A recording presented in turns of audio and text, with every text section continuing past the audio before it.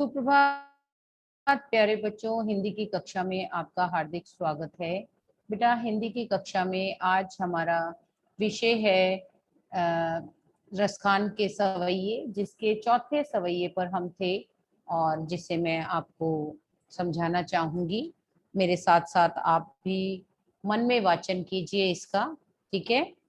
Cunning दे अंगूरी रही हो, जब ही मुरली धुनि मंद बजे हो, मोहिनी तानन सो अट्टा चढ़ी गोदन गेहे पे गेहे, तेरी कहो सिगरी ब्रज लोगनी, काली कोई कितनो समझे है, माई रीवा मुख की मुस्कानी, संभारे ना जेहे ना जेहे ना जेहे।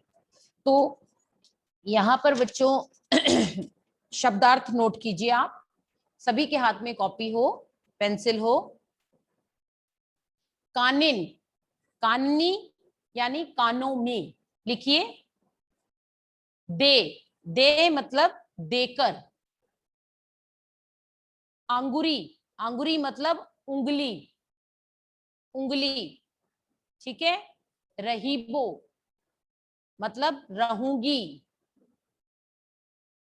जब ही मुरली धुनी मंद बजे हो, धुनी, धुनी मतलब धुन। मंद, मंद का अर्थ है मधुर स्वर में। बजे है मतलब बजाएंगे। तो बच्चों यहाँ पर क्या है, इसका अर्थ समझने का प्रयास कीजिए कि कानिन दे अंगूरी रही हो, जब ही मुरली धुनी मंद बजे हो। श्री कृष्ण की मुरली की ध्वनि तथा उनकी मुस्कान पर मोहित एक गोपी जो है वो कहती है, क्या कहती है कि जब श्री कृष्ण मधुर स्वर में मुरली बजाएंगे, जब ही मुरली धुनी मंद बजे हो, जब श्री कृष्ण मंद मंद अपनी मुरली की तान बजाएंगे, कानिन दे अंगूरी रही हो, तब मैं क्या करूंगी, तब मैं अपने कानों में उंगली डाल लूंगी ताकि मैं उसे ना सुन सकूं। मोहिनी तानन सो अट्टा चढ़ी गोदन गेहे पे गेहे। देखिए, मोहिनी, मोहिनी यानी मोहने वाली। तानन सो, तानन सो तानों, दुनों से। अट्टा, अट्टा अटारी, ऊंचा स्थान। गोधन, गोधन का अर्थ है ब्रज क्षेत्र, जहां पर गोधन, गोधन होता है ब्रज क्षेत्र में गाया जाने वाला लोकगीत, ठीक है। गेहे, गेहे का अर्थ होता है गाएंगे, गाएंगे। तो क्या कहा है यहाँ, मोहिनी तानन सो अट्टा चढ़ी गोदन गेहे पे गहे, ऊंची ऊंची अटालिकाओं पर चढ़कर श्री कृष्ण जो हैं गोधन गाते हैं, ब्रज के लोकगीत गाते हैं, ठीक है। तो गाते रहे। गोपियां कह रही हैं मैं उससे बेअसर रहूंगी, उस पर ध्यान नहीं दूंगी।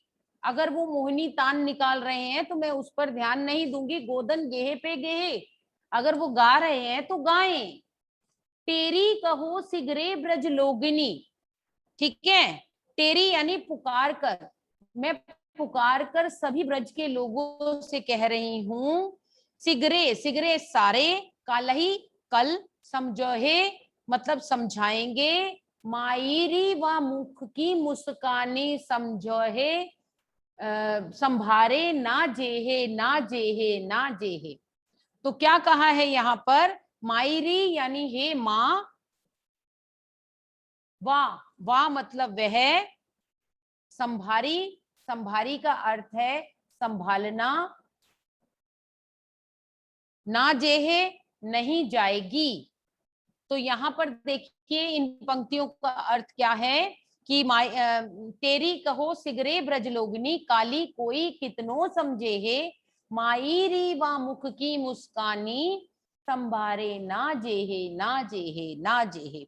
अर्थात मैं ब्रज के लोगों से चिल्ला चिल्ला कर कहना चाहती हूं कि कल को मुझे कोई कितना भी समझाए, पर मैं श्री कृष्ण की एक मुस्कान पर अपने वश में नहीं रहूंगी। मैं कानों में उंगली भी दे लूंगी, अगर वो ऊंचे स्थान पर चढ़कर मेरे सामने खड़े होकर अपनी मंद मंद मुस्कान मुझे दिखाएंगे तो मैं उस मुस्कान का सामना नहीं कर पाऊंगी, मैं अपने वश में नहीं रहूंगी, मुझ पर उस मुस्कान का जादू अवश्य चल जाएगा। ठीक है, तो दोबारा से सुन लीजिए। श्री कृष्ण की मुरली की ध्वनि पर, उनकी मुस्कान पर मोहित होकर एक गोपी कहती है कि जब श्री कृष्ण मधुर स्वर में मुरली बजाएंगे तब मैं अपने कानों में उंगली डाल लूंगी ताकि मैं उसे सुन ना सकूं। ऊंची ऊंची अटालिकाओं पर चढ़कर कृष्ण गोधन गाते हैं तो गाते रहे, मैं उससे बेखबर बेअसर रहूंगी। ठीक है, मैं ब्रज के लोगों को चिल्लाकर कहना चाहती हूं कि कल को कोई भी मुझे जो है वो कितना भी समझाए, पर श्री कृष्ण की एक मुस्कान पर मैं अपने वश में नहीं रह सकूंगी, मुझ पर उस मुस्कान का जादू अवश्य ही चल जाएगा। तो बच्चों, यहाँ पर हमारा ये चौथा वाला सवैया जो है वो समाप्त होता है। इसकी व्याख्या हम आपको बता चुके हैं, इसका सार हम आपको बता चुके हैं, इसके शब्दार्थ हम आपको बता चुके हैं। तो आशा है आप इसे समझे होंगे। यदि आपका कोई संशय हो तो आप अगली कक्षा में उसका निवारण कर सकते हैं। तब तक के लिए आपसे अनुमति चाहूंगी।